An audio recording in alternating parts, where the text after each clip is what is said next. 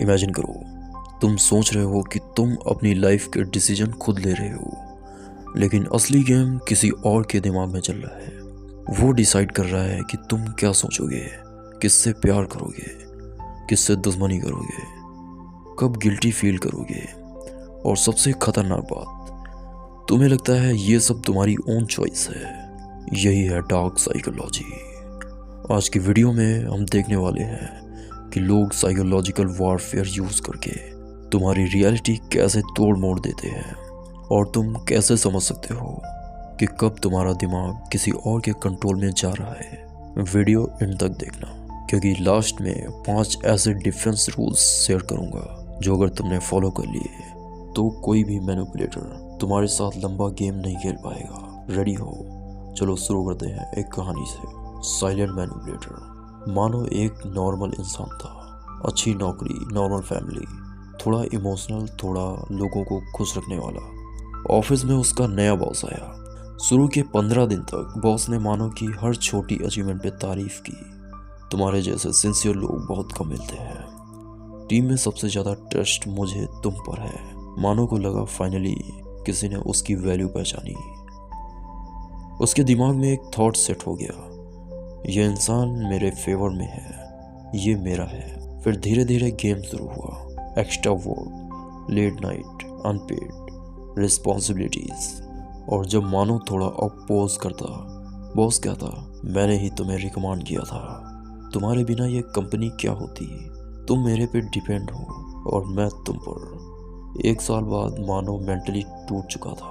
उसे लगा अगर बॉस नाराज हो गया तो उसकी पूरी लाइफ खराब हो जाएगी। ये कोई फिल्म नहीं, ये एक टाइपिकल डार्क साइकोलॉजी का पैटर्न है। इसमें पहले तुम्हारा दिमाग जीता जाता है, फिर तुम्हारा टाइम, एनर्जी और लाइफ। अब समझते हैं कि ये होता कैसे है। डार्क साइकोलॉजी क्या है? Dark psychology basically human mind का वो साइड है जहाँ से लोग दूसरों को अपने फ़ायदे के लिए कंट्रोल, मैनिपुलेट और एक्सप्लॉइट करते हैं। ये नॉलेज खुद बुरा नहीं है, लेकिन जिस इंटेंशन से ये यूज़ होता है वो इसे डेंजरस बना देता है। यहाँ 3 चीज़ें मेन होती है। नंबर 1, मैनिपुलेशन, तुम्हारा बिहेवियर बदलवाना बिना तुम्हें क्लियरली पता है। नंबर 2, डिसेप्शन, सच को तोड़ मोड़ कर तुम्हें कंफ्यूज रखना। नंबर 3, साइकोलॉजिकल वॉरफेयर, तुम्हारे इमोशन पे इतना अटैक करना कि तुम खुद ही हार मान लो। अब देखते हैं कि ये प्रैक्टिकली कैसे होता है। Step by step manipulation pattern. पहला स्टेप होता है टारगेट चूज करना। मैनिपुलेटर हमेशा उन लोगों को चूज करता है जिनके अंदर अप्रूवल की स्ट्रॉन्ग नीड हो, लोग क्या कहेंगे टाइप, अकेलापन या इमोशनल वॉइड हो, या सेल्फ कॉन्फिडेंस ऑलरेडी लो हो। वो तुम्हें डायरेक्टली अटैक नहीं करेगा, पहले ऑब्जर्व करेगा तुम किस बात से हर्ट होते हो, तुम्हारी सबसे बड़ी डिजायर क्या है, तुम किस से इम्प्रेस्ड होते हो। जितनी ज़्यादा इंफॉर्मेशन उतना ज़्यादा control. Mask and love bombing. दूसरा स्टेप, मास्क। वो अपने आप को तुम्हारे परफेक्ट इंसान के फॉर्म में प्रेजेंट करेगा। अगर तुमको गाइडेंस चाहिए वो मेंटोर बन जाएगा, अगर तुमको प्यार चाहिए वो सोलमेट बन जाएगा, अगर तुमको अपॉर्चुनिटी चाहिए वो only person who believes in you बन जाएगा। यहाँ आता है love bombing. Extra messages, extra care, extra promises, जिससे तुम्हारा ब्रेन डोपामिन से फ्लोट हो जाता है, तुम्हारा लॉजिकल माइंड साइड हो जाता है और इमोशनल माइंड ड्राइविंग सीट पे आ जाता है। तुम सोचने लगते हो ये इंसान मेरे लिए स्पेशल है, ये मुझे समझता है, और यहीं पे तुम वुल्नरेबल हो जाते हो। Dependency and isolation. तीसरा स्टेप, डिपेंडेंसी। वो ध्यान रखेगा कि तुम अपनी प्रॉब्लम्स, सीक्रेट्स, प्लान सबसे ज़्यादा उससे शेयर करो। जितना तुम उससे इमोशनली डिपेंड होते जाओगे उतना ही वो तुम्हारा मेन रेफरेंस पॉइंट बन जाएगा। फिर धीरे धीरे वो तुम्हें दूसरे लोगों से आइसोलेट करेगा। वो तुम्हारी परवाह नहीं करते, तुम्हारे लिए मैं ही हूँ, उनसे दूर रहना तुम्हारे भले के लिए है। रिजल्ट, तुम्हारी दुनिया छोटी हो जाती है और छोटी दुनिया का सेंटर वो हो जाता है। चौथा स्टेप, डायरेक्ट कंट्रोल। अब वो गिल्ट, फियर और ऑब्लिगेशन का यूज़ करेगा। मैंने तुम्हारे लिए इतना किया और तुम मेरे लिए इतना नहीं कर सकते। अगर तुमने ये नहीं किया तो मैं हर्ट हो जाऊंगा या हो जाऊंगी। तुम बैड इंसान हो अगर तुमने मेरी बात नहीं मानी। तुम गिल्ट फील करने लगते हो, हर्ट नहीं करना चाहते और धीरे धीरे नो बोलने की एबिलिटीज लूज कर देते हो। यहाँ से तुम्हारा डिसीजन मेकिंग उनके कंट्रोल में चला जाता है। अब सवाल ये है, ये सब कैसे चलता रहता है बिना तुम्हें फुली समझ आए? Gas lighting. डार्क साइकोलॉजी का सबसे पावरफुल वेपन है गैस लाइटिंग। जब कोई बार बार तुम्हारी रियलिटी, तुम्हारी फीलिंग्स, तुम्हारी मेमोरी को क्वेश्चन करे, जब तक तुम अपने आप पर डाउट करना शुरू ना कर दो। एग्जाम्पल, तुम कहते हो तुमने कल ये बात बोली थी, मुझे बुरा लगा। वो कहता है मैंने कब बोला? तुम एक्साग्रिएट कर रहे हो या तुम हमेशा ओवर रिएक्ट करते हो। तुम्हारी प्रॉब्लम है टाइम के साथ तुम सोचने लगते हो शायद मैं ही गलत हूँ। तुम अपने इमोशंस पे ट्रस्ट करना छोड़ देते हो और जब तुम अपने आप पर डाउट करते हो तब तुम सबसे इजी टारगेट बन जाते हो। गैस लाइटिंग का गोल सिंपल है, तुम अपने दिमाग पर ट्रस्ट छोड़ो और उनके वर्जन ऑफ रियलिटी पे ट्रस्ट करना शुरू करो। कमेंट में लिखना, क्या तुमने कभी ऐसा फील किया है कि तुम्हारी फीलिंग्स को हमेशा ओवर रिएक्शन बोल दिया गया हो? अगला स्टेप, डार्क ट्राइड। किन लोगों से सबसे ज़्यादा सावधान रहें?